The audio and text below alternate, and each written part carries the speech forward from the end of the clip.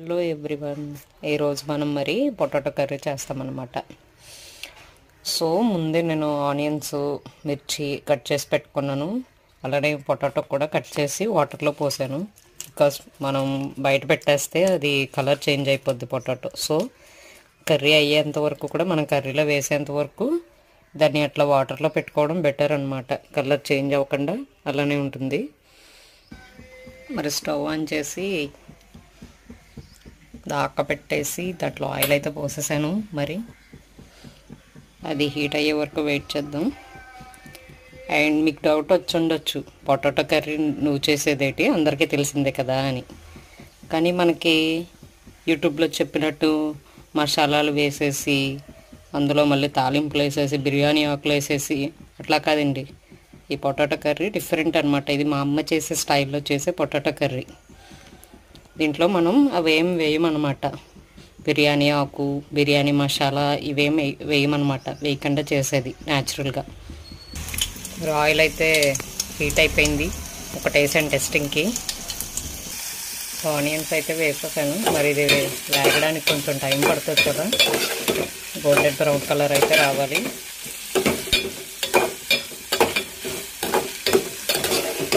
అందులో చెప్పినట్టుగా యూట్యూబ్లో ఆయిల్ 2 స్పూన్స్ వేసుకోండి అంటే 2 స్పూన్స్ వేసుకోకండి. బికాజ్ మీకు 2 స్పూన్స్ వేసుకుంటే కర్రీ మంచిగా వచ్చే ఛాన్సెస్ ఉండకపోవచ్చు. మీకు కర్రీ తెలుస్తుంది కదా ఎంత తీసుకున్నారో, పొటాటో అండ్ ఆనియన్స్, దాన్ని బట్టి ఆయిల్ వేసుకోండి.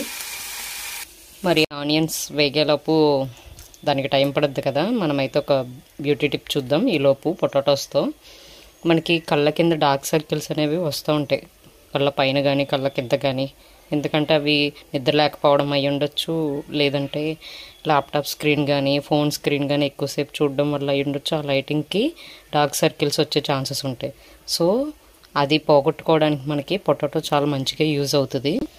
పొటాటోస్ని ఇలా చిన్న చిన్న ముక్కలుగా కట్ చేసుకుని మిక్సీ పట్టేసుకుంటే జ్యూస్ వస్తుంది. ఆ జ్యూస్ని మనం స్ట్రైనర్తో స్ట్రెయిన్ చేసేసుకోండి.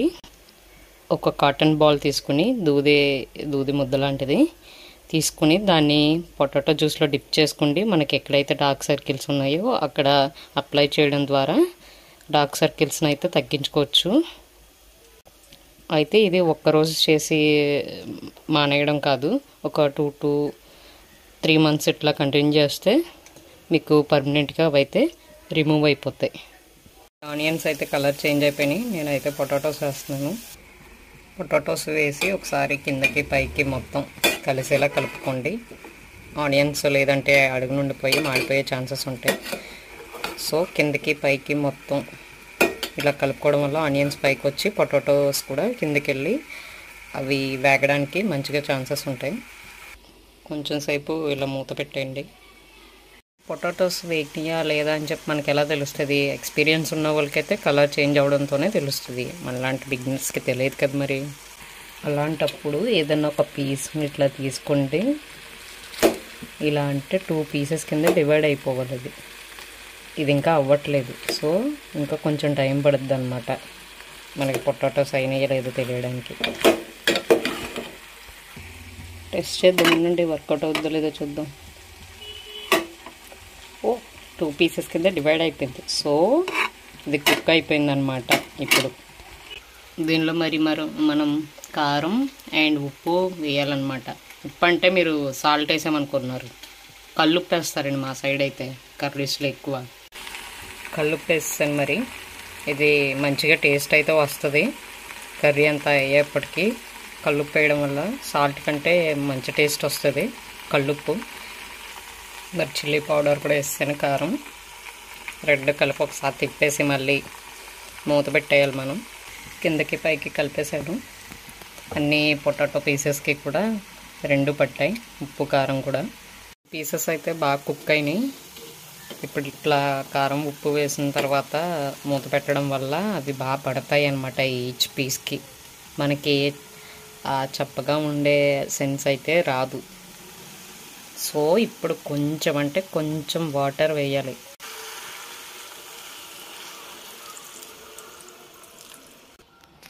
జస్ట్ ఇలా అవి మునిగేంత వరకు వేస్తే సరిపోతుంది. మరి మనం ఇలా కుక్ అవుతున్న లెవెల్లోనే ఉప్పు కారం ఏం సరిపోకపోయినా అడ్జస్ట్ చేసుకోవాలన్నమాట. తర్వాత కర్రీస్లో వేస్తే అంత టేస్ట్ ఉండదు. సో నేనైతే ఉప్పు చూసాను ఆల్రెడీ, బాగానే సరిపోయింది కరెక్ట్గా. ఇంకే సరిపోకపోతే మనం ఈ లెవెల్లో అడ్జస్ట్ చేసుకుంటే టేస్ట్ బాగుంటుంది అనమాట. సో ఫుల్గా ఫినిష్ అవ్వడానికి it may take 5 to 10 minutes. Wait. అయితే రెడీ అయిపోయింది, వాటర్ కూడా అన్నీ అయిపోయాయి. సో దింపేసుకోవడం ఒకటే ఫైనల్ అనమాట. ఈ లెవెల్లో మీకు కావాలంటే కొంచెం చికెన్ మసాలా వేసుకుంటే స్మెల్ బాగుంటుంది, టేస్ట్ కూడా బాగుంటుంది అనమాట. మరి కర్రీ అయితే రెడీ అయిపోయింది, వేడివేడిగా పొగలు వస్తూ ఉంది. టేస్ట్ చేసేస్తాం.